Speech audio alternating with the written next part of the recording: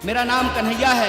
गंगा किनारे में पैदा हुआ और यमुना किनारे रहने वाले आप तमाम मतदाताओं ने जिस तरीके से मुझे गले लगाया है, जिस तरीके से आपने आशीर्वाद दिया है, हमको पूरा भरोसा है कि यमुना के किनारे रहने वाले लोगों को जो भाजपा अपमानित कर रही है, तो मैं यमुना पार के लोगों को कहना चाहता हूं कि उनके दिमाग में आपके खिलाफ नफरत है। 10 दिन के मेरे चुनावी कैंपेन का नतीजा ये है कि आदरणीय प्रधानमंत्री जी 2 बार के प्रधानमंत्री हैं, 10 साल से दिल्ली रहते हैं और यमुना पार करने में उनको 10 साल लगा है। चमचे ने पूछा, मोदी जी हिंदुस्तान में अमीर लोग अमीर होते जा रहे हैं, गरीब लोग गरीब होते जा रहे हैं, आपकी इस पे क्या राय है? नरेंद्र मोदी जी ने 30 सेकंड सोचा,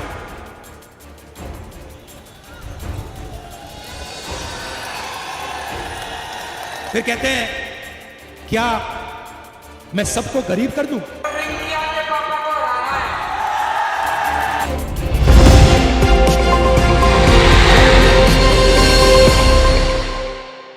नमस्कार दोस्तों, मैं हूं मिसबा खान और आप देख रहे हैं न्यूज लेन।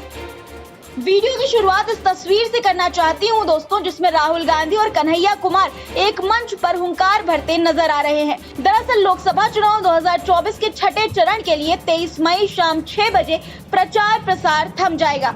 मतदान से 48 घंटे पहले सार्वजनिक सभा, रोड शो और जुलूस के कार्यक्रमों पर रोक लग जाएगी, लेकिन प्रचार के अंतिम दिन कन्हैया कुमार के लिए राहुल गांधी चुनावी मैदान में उतरे हैं। एक तरफ जहां कन्हैया कुमार ने कहा कि सुन लो, मेरा नाम कन्हैया कुमार है, मोदी सरकार को यमुना पार लगा दूंगा, तो वहीं दूसरी तरफ राहुल गांधी ने बीजेपी पर कई प्रहार किए।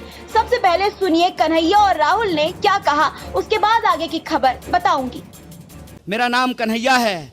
गंगा किनारे में पैदा हुआ और यमुना किनारे रहने वाले आप तमाम मतदाताओं ने जिस तरीके से मुझे गले लगाया है, जिस तरीके से आपने आशीर्वाद दिया है, हमको पूरा भरोसा है कि यमुना के किनारे रहने वाले लोगों को जो भाजपा अपमानित कर रही है, तो मैं यमुना पार के लोगों को कहना चाहता हूं कि उनके दिमाग में आपके खिलाफ नफरत है, उनके दिमाग में आपके खिलाफ अपमान है, उनके दिमाग में यह है कि ये तो यमुना पार है, यहाँ कुछ भी चलता है। तो मैं कहता हूं कि 10 साल में जिन लोगों ने काम नहीं किया है, आप उनको यहाँ से चलता कीजिए, उनको टाटा बाय बाय कीजिए, ये वो वक्त आ गया है। अभी तो मुझे कांग्रेस पार्टी और इंडिया अलायंस ने सिर्फ कैंडिडेट बनाया है उत्तर पूर्वी दिल्ली का, लेकिन आप असर देखिए आपकी मोहब्बत का, आपके आशीर्वाद का, आपके हौसले का और आपके समर्थन का, कि 10 दिन के मेरे चुनावी कैंपेन का नतीजा यह है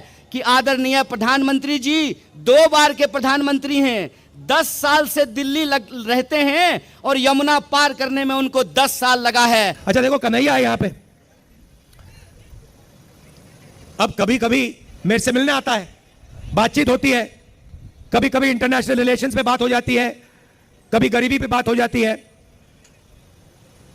कन्हैया में अलग अलग लेवल की समझ है, यमुना पार की समझ है, किसानों की समझ है और इंटरनेशनल लेवल की भी समझ है। मगर अगर एक दिन कन्हैया मुझसे मिलने आए और मुझे कॉन्फिडेंस में लेके बंद कमरे में कह दे कि राहुल जी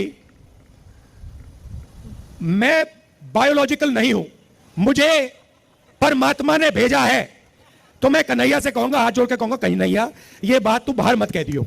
मगर देश के प्रधानमंत्री चमचों के सामने इंटरव्यू में खुल के कहते हैं मैं बायोलॉजिकल नहीं हूं। दोस्तों, राजधानी दिल्ली में 25 तारीख को मतदान होना है। यूं तो दिल्ली में 7 लोकसभा सीटें हैं, लेकिन अगर सबसे ज्यादा किसी सीट की इस बार चर्चा है तो वो है उत्तर पूर्वी दिल्ली की। वजह है इस बार यहाँ से मनोज तिवारी को कन्हैया कुमार चैलेंज कर रहे हैं। दिल्ली की यह सीट सबसे हॉट मानी जा रही है। यूं तो पिछले 2 बार से यहाँ मनोज तिवारी जीतते आ रहे हैं, लेकिन इस बार मामला कुछ अलग है। दिल्ली के इस नॉर्थ ईस्ट इलाके ने काफी सांप्रदायिक हिंसा देखी है दोस्तों, इसलिए यहाँ खूब ध्रुवीकरण होता था। लेकिन इस बार कन्हैया कुमार ने इस सीट पर बेरोजगारी, महंगाई, विकास के मुद्दे उठाकर मनोज तिवारी के लिए मुश्किलें खड़ी कर दी है। वो मनोज तिवारी से सवाल कर रहे हैं कि आखिर वो 10 साल कहाँ थे। मनोज तिवारी जी के लिए उत्तर पूर्वी दिल्ली की जनता कह रही है, उत्तर पूर्वी दिल्ली की जनता कह रही है कि 10 साल में मनोज तिवारी जी दिखाई नहीं दिए, 10 साल में मनोज तिवारी जी ने इस क्षेत्र के लिए कोई काम नहीं किया और वो कह रहे हैं कि काम नहीं करने वाले सांसद को इस बार बदलेंगे, उत्तर पूर्वी दिल्ली में बदलाव होगा। दरअसल अगर आंकड़ों पर नजर डालें तो मनोज तिवारी के एमपी फंड में 20 करोड़ रुपए जारी हुए थे, जिसमें से उन्होंने सिर्फ 7 करोड़ ही यूज किए और बाकी के पैसे वापस केंद्र के पास लौट गए। अब आप ये अंदाजा लगाइए कि मनोज तिवारी दिल्ली की जनता के लिए कितने गंभीर है। यही वजह है कि इस बार मनोज तिवारी के लिए कुर्सी तक पहुंचने की उम्मीद दिन ब दिन कम होती जा रही है। ये मैं नहीं कह रही हूं दोस्तों, बल्कि ये कहना है दिल्ली की जनता का। यही तो हम कहेंगे कि कन्याकुमारी जी 2 लाख वोट से जीत रहे हैं।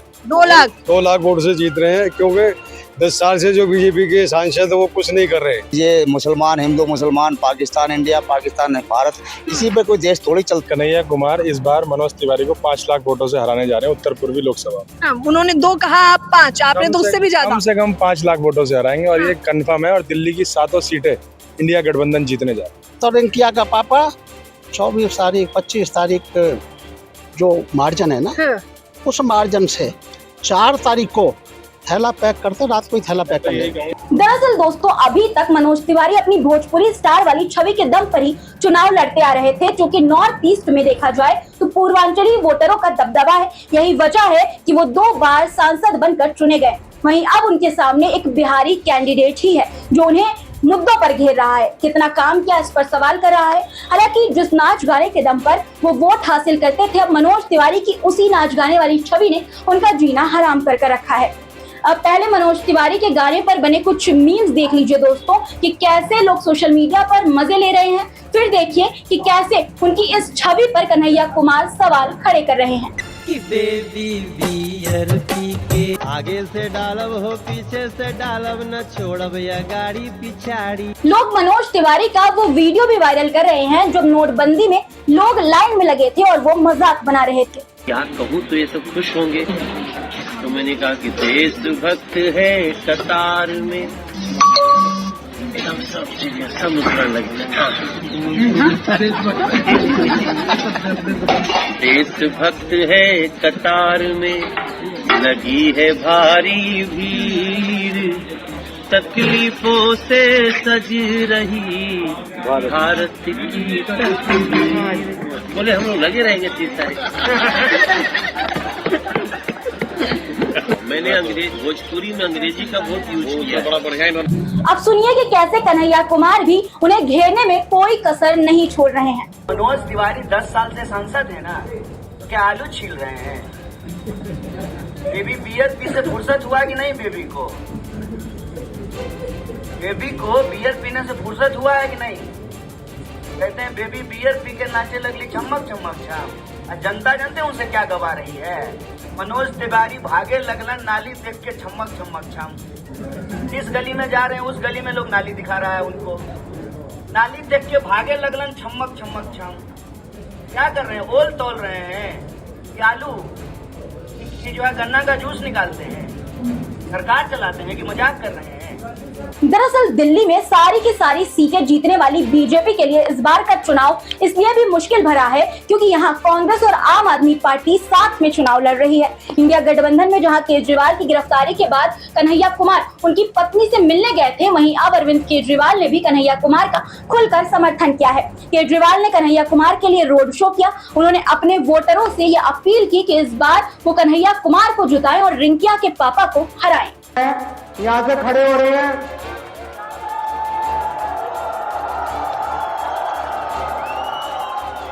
यहाँ पे आपको झाड़ू का बटन नहीं मिलेगा, यहाँ पे आपको पंजे का बटन मिलेगा। 2 नंबर का बटन है, 2 नंबर के बटन दबा के भारी बहुमत से जिताना है और रिंकिया के पापा को हराना है। इंडिया गठबंधन की यह हवा साफ तौर पर अब नजर भी आ रही है दोस्तों। चुनावी माहौल इतना ज्यादा बदल चुका है कि जो खुद मान रहे थे कि वो भाजपा के वोटर्स हैं, वो भी अब कन्हैया कुमार को वोट देने की बात कर रहे हैं।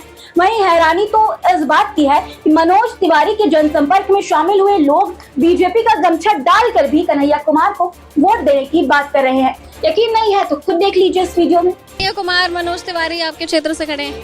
मैं वैसे तो बीजेपी को समर्थन करता हूं, पर इस टाइम पे जो पढ़ा लिखा तकवा है, जो हम युवा लोग हैं, जो हम कन्हैया कुमार को सपोर्ट करेंगे। कौन जीत रहा है? वोट तो है नहीं, वोट बिल्कुल भी नहीं है। अरे आपने तो बीजेपी का पट्टा डाला हुआ है। पट्टा डालने से कुछ नहीं होता साहब, इनकी जुमलेबाजी हर कोई को पता है, ठीक है ना।